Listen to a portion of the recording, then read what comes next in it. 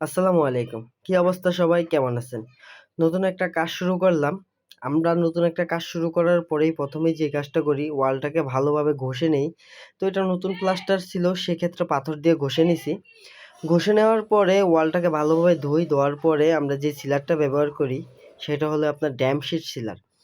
এবার মূলত আসেন ড্যামশের সিলার আর ওয়াটার সিলারের ভিতরে তফাৎ কি? ওয়াটার সিলারের ভিতরে কেমিক্যাল খুবই কম থাকে।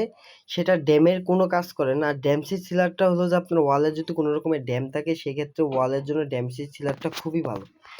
তো আমরা এই বিল্ডিংটাতে পুরোটাই আমরা ড্যামশের সিলার ব্যবহার করি। মালিকরা আমরা বোঝাই যে আপনি এখানে ড্যামশের সিলার ব্যবহার করেন। কেননা অর্ধেক পুরনো বিল্ডিং আর অর্ধেক নতুন বিল্ডিং।